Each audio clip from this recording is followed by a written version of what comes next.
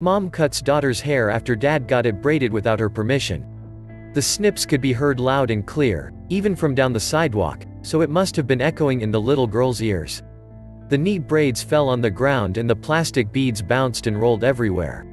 Amongst the angry yelling was the heartbreaking cries of the helpless daughter, stuck in the middle of a parental battle. Chase poked his head through the Alabama daycare door and surprised his 3 kids with a huge smile and surprise visit. It hurt how much he wanted to see them but how little he could. So, that way was going to be simple, but special. They piled into his care and he drove them to the hairdresser. He hated the stereotype of deadbeat dads. So, aside from getting his sons a haircut, he asked the hairdresser to braid his little girl's beautiful locks.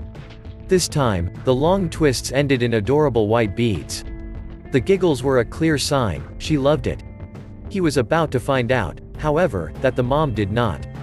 As they drove home, he noticed something: the hairdo seemed a bit tight. They were trying to get their baby's hair to grow out. Would it affect things? Chase threw her another warm smile and thought, we can just unbraid it later if it's not right. Scissor, however, never entered his mind. As soon as the girl stepped out of her car, the mother, Malia, came barreling over. Rage poured from her eyes and a vile tone seeped from her words. Even if it was cute, the mom wasn't going to stand for it.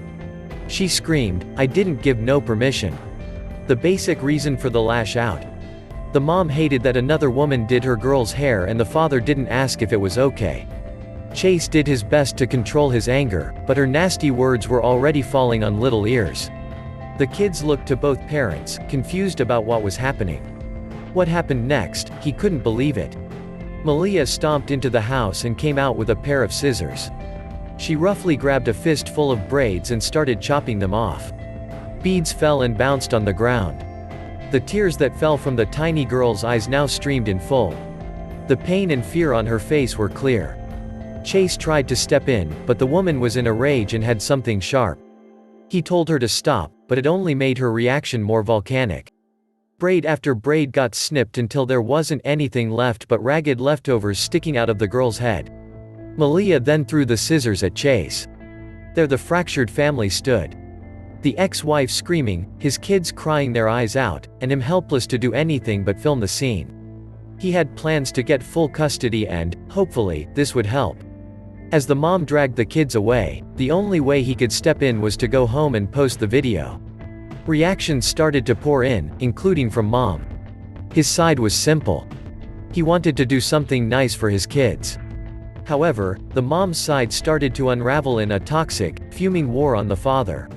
Chase felt the worst stab when he saw a new video from Malia. What she said was unbelievable and the core of her actions would be unforgivable. I'm not gonna lie. It was cute, she said. Chase had to walk away from his computer before he punched it. The traumatic event was purely to get back at Chase and hurt him, through hurting their girl. But the mom wasn't going to end there, she was about to drag others into her sights. The unapologetic fury continued as she criticized and cursed the person who did it, that it was too tight and the girl's skin was bulging around the braids. The internet exploded back. The video had already gone viral, but the public wasn't going to sit back and let her get away with it. They let her have it. Why didn't you just unbraid them? You've traumatized your kid. Things like this can affect them forever. What does this do to the child's spirit?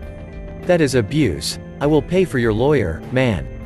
And while most people would have been quiet, Malia decided to double down and send out more livid responses. Her return punches went from defending what she did and throwing curse-laden insults, to disabling the comments on her social media, and then opening them up again for another wave of digital assault. One final comment brought another aspect into the limelight. The woman had been complaining she needed a job. So, Chase had saved her money and time. She could have used that as a temporary break and chance to job hunt, but she chose the toxic route. The father stared at his screen and typed a message to his kids. He was going to do everything he could to save them and bring them into a safer home with him.